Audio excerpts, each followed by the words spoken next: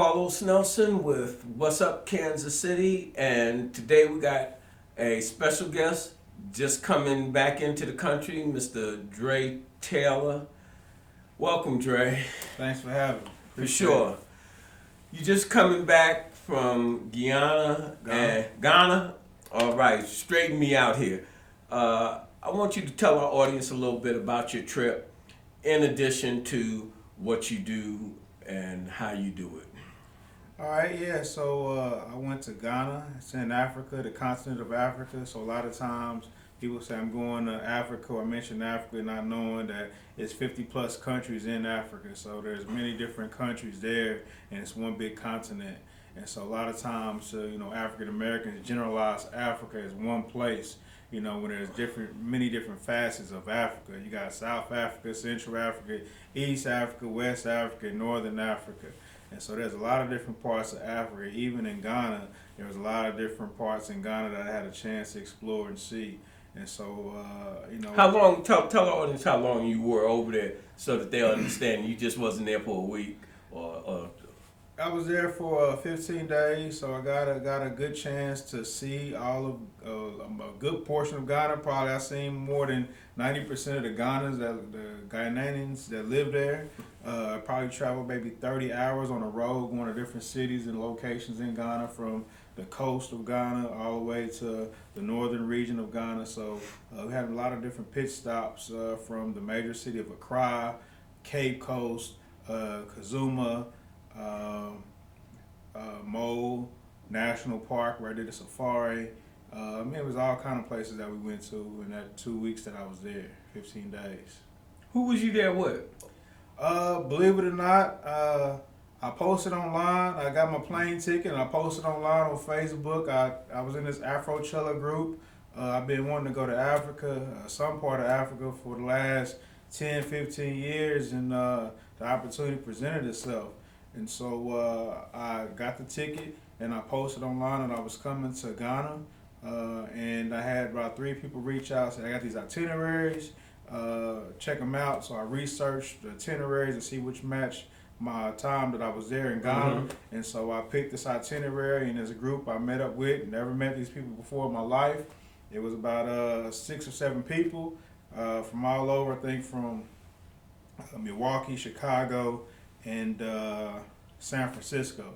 And then we had a driver and a tour guide who led us on our excursion for, I think, believe it or not, I think about 12 days or so. And so I traveled with these people for 12 days on the road. What kind of money do you have to spend to get that done? So a ticket to Ghana out of New York, you're looking at probably about $700-800 for a ticket to get to Ghana. That's out of New York. So you got to get to New York. And so that's probably about the easiest or the cheapest. You fly out of JFK? EWR. All right. EWR, you can fly out JFK. My first route there was 25 hours. So yeah, it was a long trip. So I had to go to DC. That was only about an hour. Then I flew from DC all the way over Ghana, past Ghana to Ethiopia. From Ethiopia all the way back over to Ghana, which is on the coast. So I went all the way to East Africa, back over to West Africa, that was in Ghana. So that was 25 hours there, and then my trip back was only about 11 hours. What was your layover at Ethiopia? Did you have enough time? Would one have enough time if they followed your route to stop in Ethiopia for a day or two? Yeah, that's how, if you can, but as soon as I got the plane, we got back on the other plane, and so it wasn't no time. We didn't have a chance to even sit down. But I'm saying if you planned it, if you want, you can plan without that extra cost. Yeah, you can plan it. When I was planning my trip, I was looking at going to Kenya for a day to Nairobi and spending a day in Nairobi, but it just didn't work out that way. So I just planned to go to Ethiopia and come on back over to Ghana.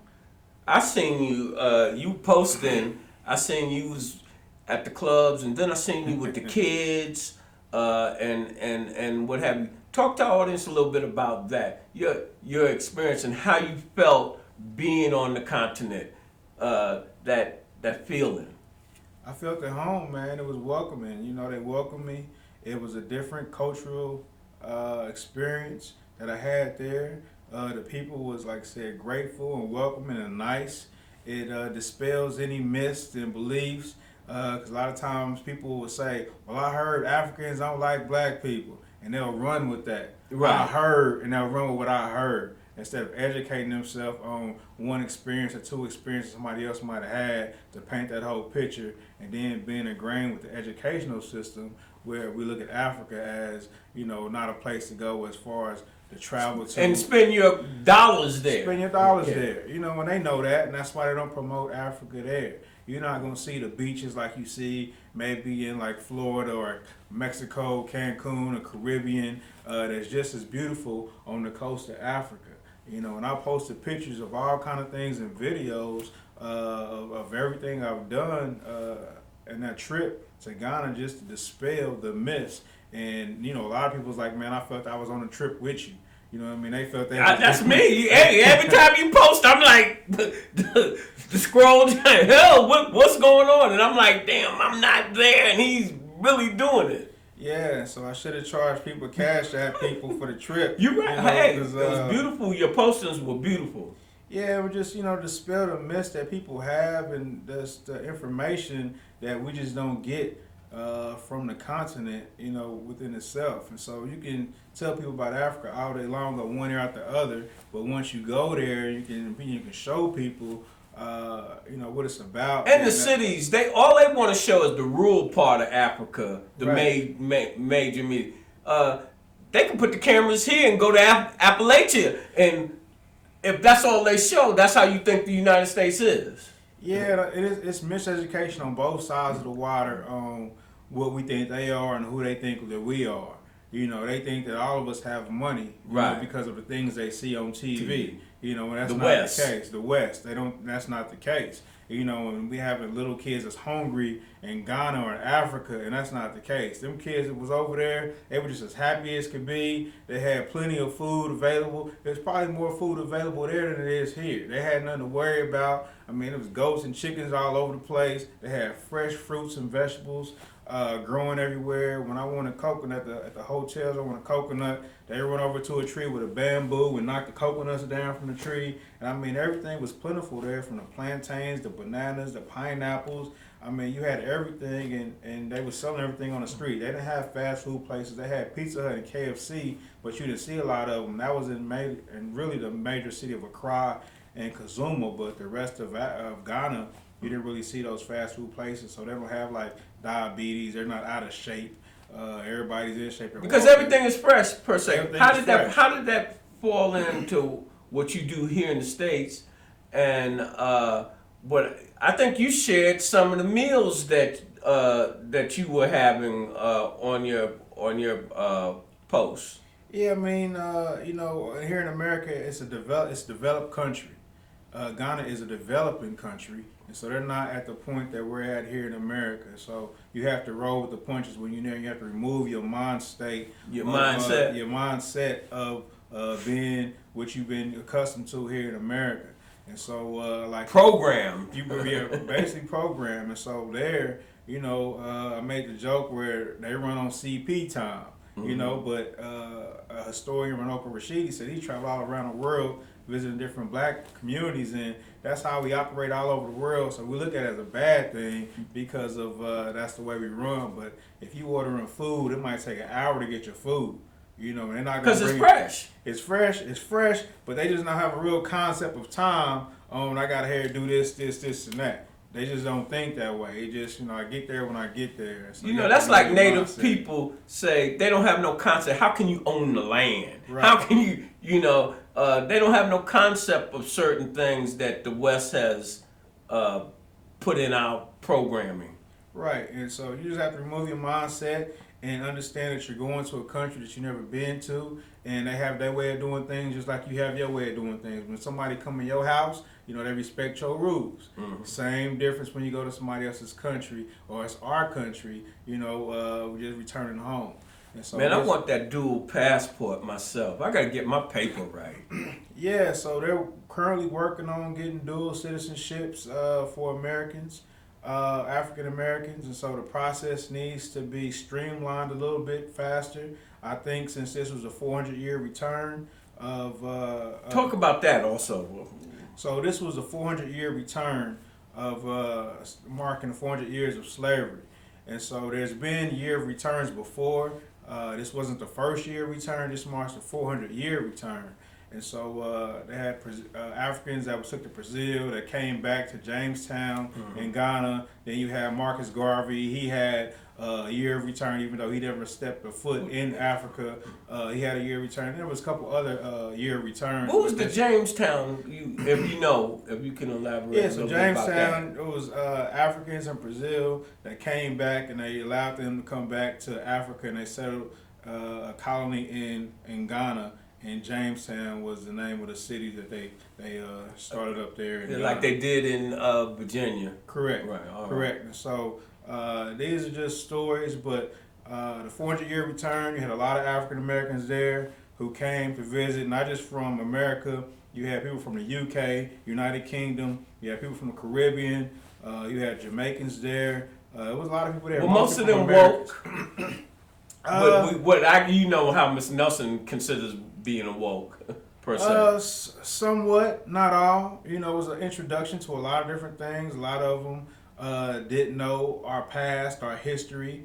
A lot of them went for the concerts there, Afrochella, which is real big. It's like the Coachella in California.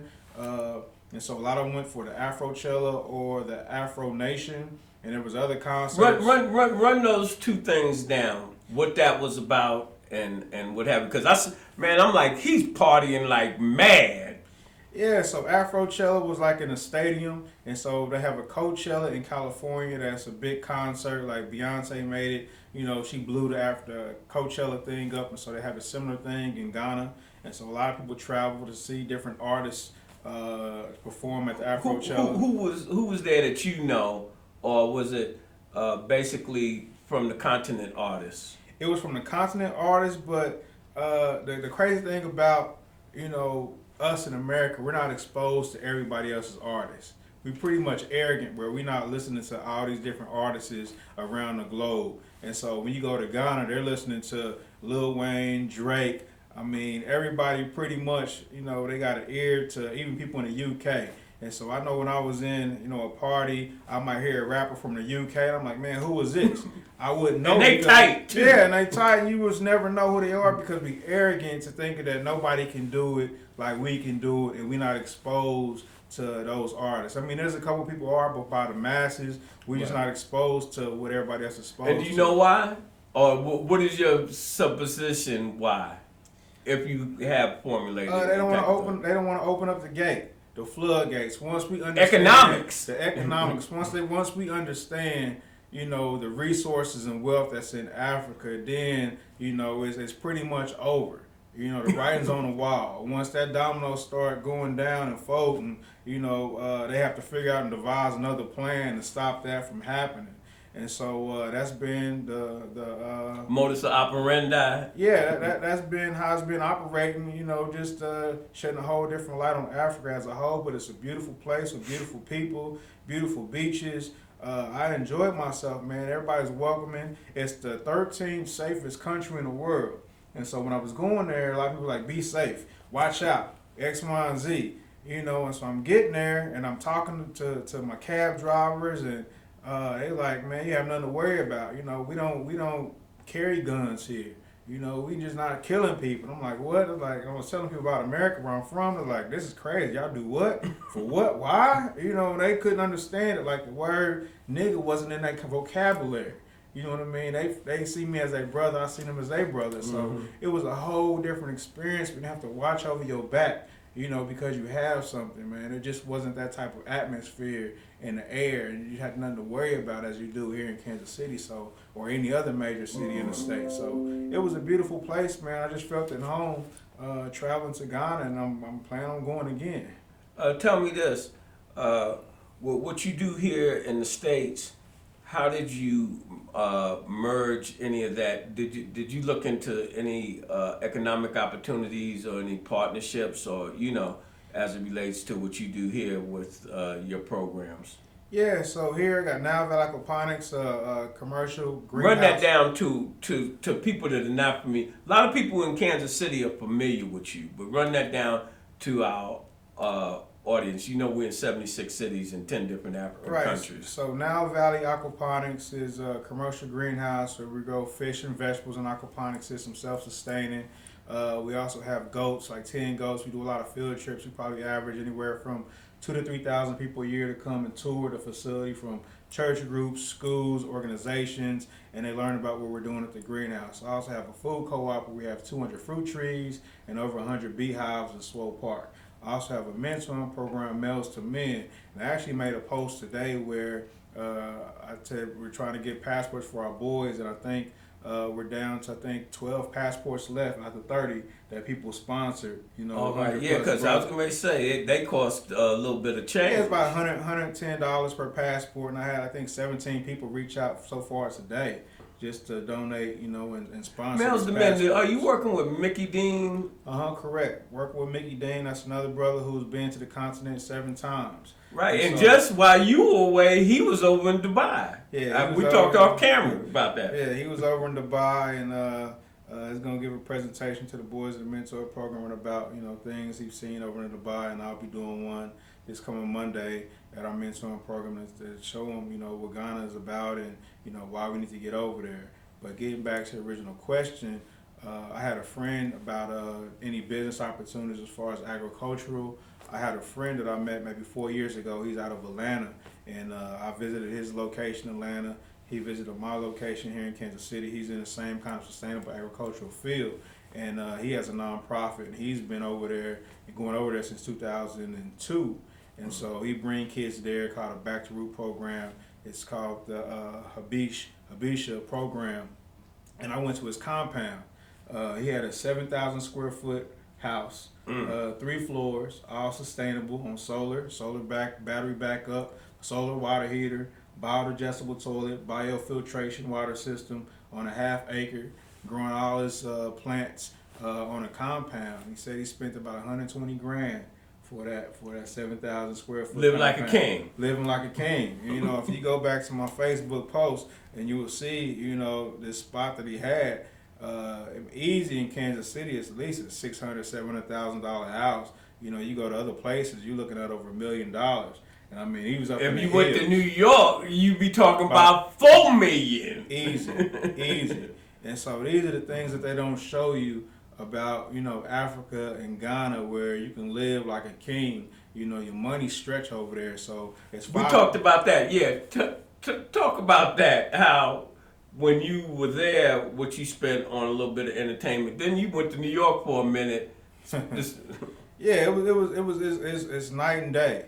So it's like 5.6 cities to $1. So the average Ghanaian earns about $3,000 a year, U.S. And so you can imagine how that stretches over there. Boy. In Ghana. I mean, I got a haircut over there for $2.50. And so if you're going out, you're having drinks, you can probably have about, a bottle service is like $60 there, in the States, you're looking at easy $2.50. And so just a price comparison to that, the clothes. We met with a seamstress, and she took my measurements. I got like 4 shirts made for like $20 a piece. You know what I mean? So you just can't get that kind of service. I know. Anywhere. Like so, shirt like this, $65. Right. And so your money stretched over there. So I don't want people to say that, I want to go over there and exploit those people. Figure out a way to do business, do some commerce across the ocean, with the people of Ghana and the things here. So there's a lot of opportunities to be made, there.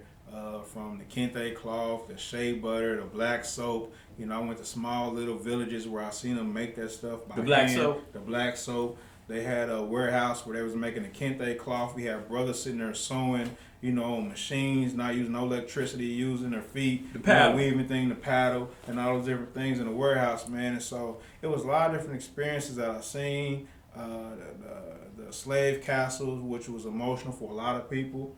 To really see and feel, they almost like they haunted. They, you go, you feel the spirits that have.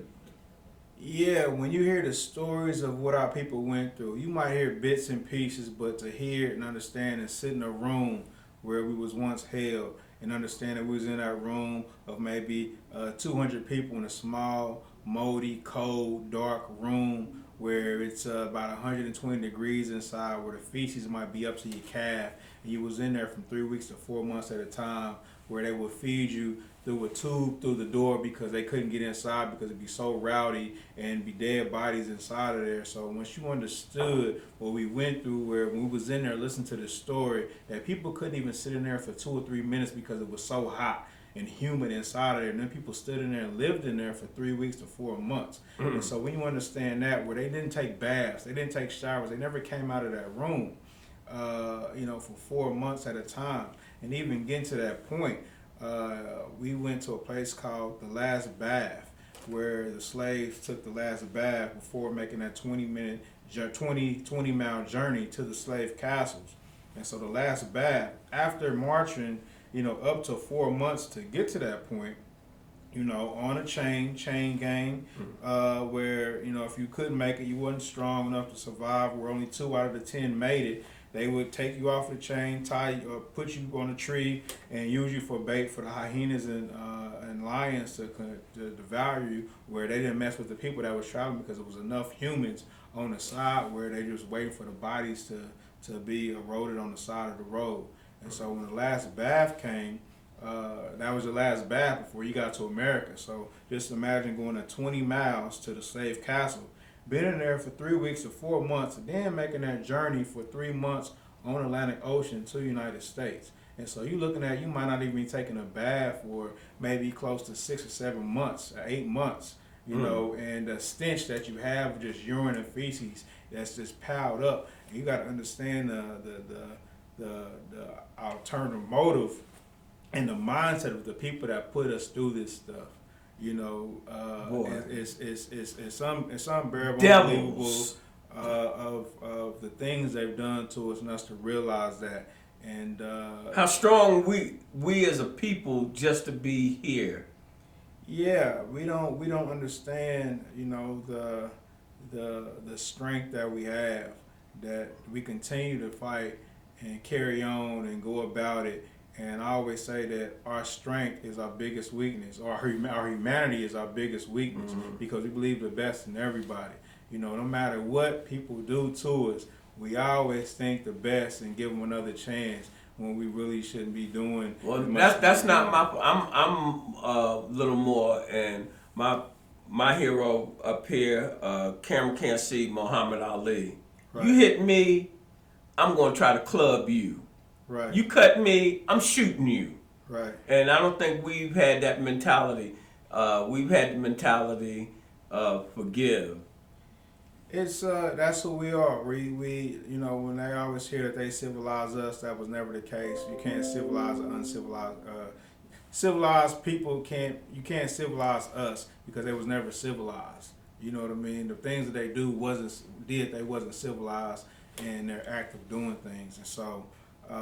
We just have to look at it from that standpoint and just keep on building. What kind of economic opportunity? See, myself, I had met with my team earlier today, and I was meeting with one of my marketing and sales people, and I was telling them I can't wait for my new team to get some things here, but the reason why we have What's Up Worldwide and we're in Africa, because we are a digital company, and as you were saying that sewing, he was using the paddle.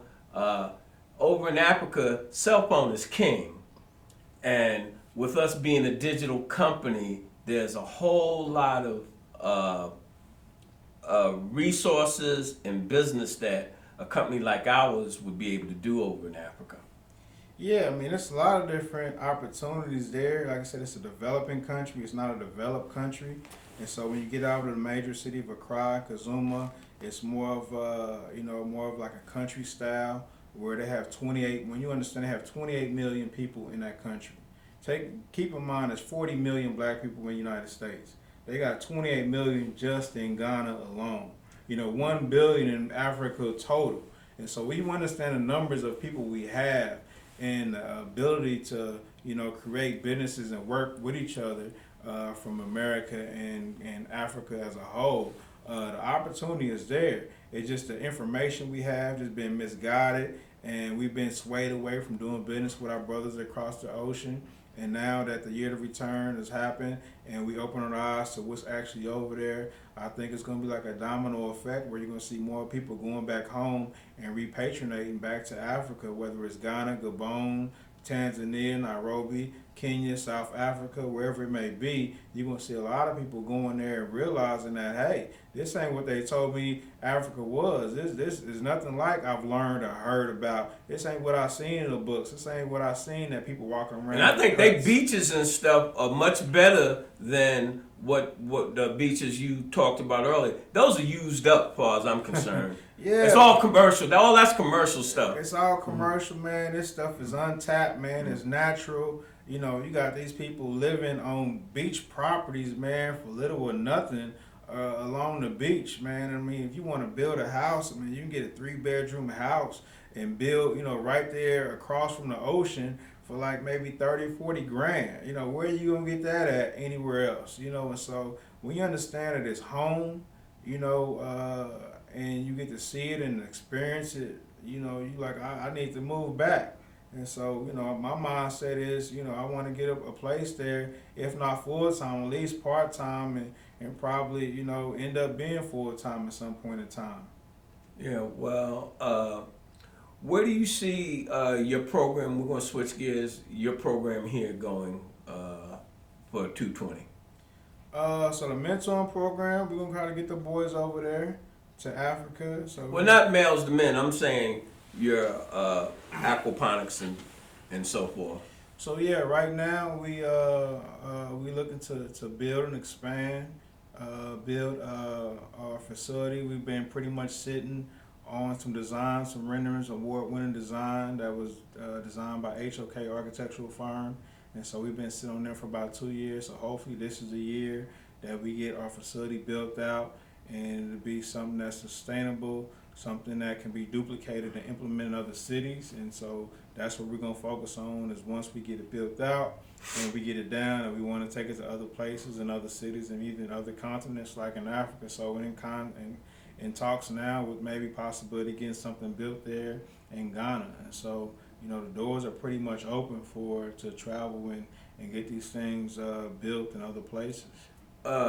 You've been giving me a little help with my family. We're trying to get into the hemp business. We have the 50 acres.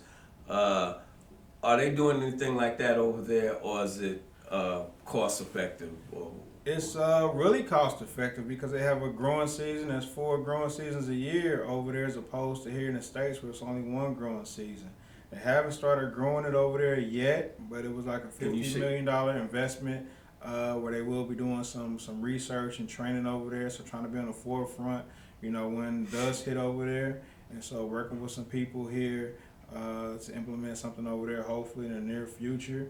And so I think, as far as the human capital and the weather's concerned, I think that there's huge potential to do business over in Ghana. The only issue is that they have a lot of China influence in Ghana.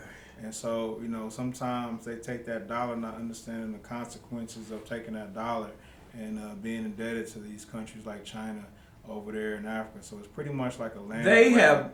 China has really seized the moment in the continent, all across the continent. Mm-hmm. I was reading some articles last night on that they're really trying to own Africa at this point. Yeah, they understand that's how China works. They come in and provide you some funds to do whatever it is. The different, Yeah, and then they bring in their own people right, to do the work, and they don't hire the people or the native people that's there. So that's an issue that we just have to figure out, to understand that, whatever China has to offer, we have brothers on the United States side as a collective that we can do the same type of infrastructure, in the motherland as China can do in Ghana. So, once we open up those gates and we realize our potential, which I think this year they should see the opportunities and the business potential that we can have together, I think that would help out a lot and maybe slow down Chinese influence, at least in Ghana, as I know they're already there in place. All right, I'm going back to the hemp. I think you were working with a cooperative, and there was investment. There was opportunity for people to make an investment. I want you to Right. pitch that also, what you're doing, and how that, if they're interested, that they can invest.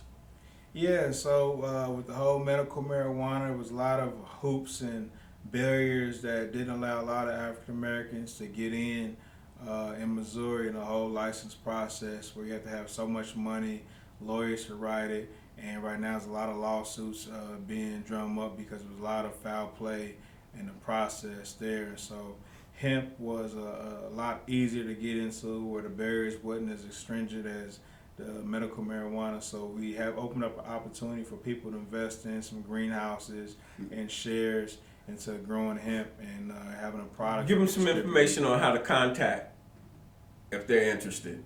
Yeah, so you can pretty much contact me, Dre Taylor, for the hemp. The company is called. God, my mind is still in Ghana, trying to get back. My Brain lock. Yeah, I've been gone for 3 weeks. Organic Hemp Care, is the name of the company that we have, and so I got to get back to business. I just got back a couple of days ago, and so just trying to get things back in order and running. But yeah, you can get a hold of me, Dre Taylor, Facebook. I'm easy to get a hold of. Mails to men. If you got a boy that want to get mentored, mails to men at gmail.com, or the Facebook mails to men. Pretty accessible to be reached, and I can talk to you more and send you some information about either or the hemp or the mentoring program that we have available. Hey, audience, let me say this to you. I called Dre. We have 50 acres. Dre put my people in South Carolina, where we have with individuals out of Virginia that try to help us do what we're trying to do. Didn't charge me 1/4. Time is money. We've my people have contacted him a couple of times. I've worried the hell out of him a couple of times. My son just bought a nice home in Smithville, and he has some property. Dre went up there, looked at some things, didn't charge us 1/4, never mentioned $1. And my niece came here in December, that's really managing the property in South Carolina.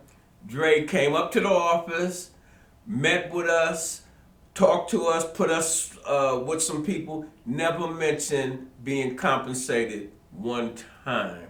And I want to let you know, I really appreciate that, and I know my family appreciates that. And as I say, time is money. I haven't really met too many people like you from a business standpoint. Everybody wants to be paid, man. If they look at you, can you pay me?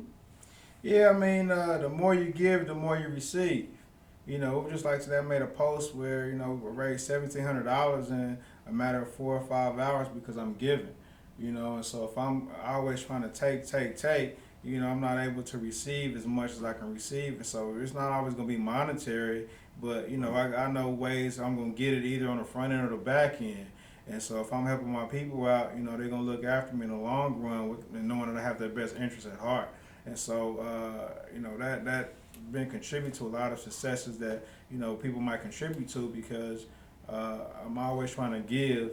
And like I said, you're going to receive on the back end one way or another. So I don't ever think that, I got ways to get paid and do things of that nature.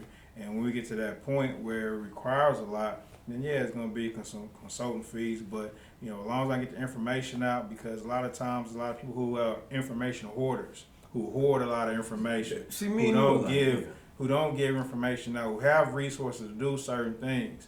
And, we in a position that we are because they don't give out that information. They hold on to it. They don't do nothing with it. Right, and there's this man over here that has some resources that can take that information and move forward, but we're going to hold it. There's a group that believe that keeping the information is the power. I believe giving them, people be saying, why you be telling people all your business or telling people this and that? I'm like, hey, if they can use it, use it. Yeah, I'm in a lot of different circles, and sometimes I'm the only one at the table. And so, if I'm at the only one at the table, a lot of people won't know, what's going on. And so, I'm always trying to give out information about what's going on here, what's going on there. And sometimes it's appreciated, sometimes it's not. Sometimes you have to charge for them to appreciate the Right. information, because if you give them to them for free, they don't appreciate it. So it's a balance where you have to figure it out. But most of the time, man, I just try to help people out as much as possible, because I was in a position once where I didn't know this information. I had to learn, and I wish somebody would have told me this or that. I had to figure out the long way. And so I just try to help as many people as possible, and just that's my calling, man, just to give, and I'll get it back on the other end. All right. In closing, is there anything that you would like to tell our audience? Go to Africa. Go to Ghana. Go to Tanzania, South America. Get you a passport. See the world. Life is bigger than Kansas City or Missouri or United States of America, the Caribbean, the DR, Jamaica, Mexico. Go back home. Quit trying to go to Europe and see those things. That's cool and all, but go home. Dispel the myths that we've been taught that Go where you're loved and appreciated. And they will appreciate you there. They will love you and welcome you there. They won't look at you funny. It's a whole different feeling, man, where you ain't got to worry about police getting behind you because you black. You're not gonna. You go in the store, you ain't got to worry. You don't got to worry about it, man. The crazy thing about it, like, it's a country of commerce, so everybody's selling something. So all the street vendors, they leave their stuff on the streets at nighttime. They don't take that stuff home. Their stuff is sitting outside. Their livelihood is sitting outside, and they don't worry about people coming to steal their stuff. And that's crazy, because if you put something outside, whether you're in the nice suburbs of wherever you live at, or you're in the hood, you can't leave nothing outside of valuable, because somebody's going to steal it. That's different from where I just came from in Ghana, where everything is out there, and they just have that code, that cultural experience. It's a cultural thing. It's a cultural thing where we don't have here. And so when I say you at home, man, and you peaceful, and you see that kind of stuff, there's pros and cons to everything. Everything here is convenient.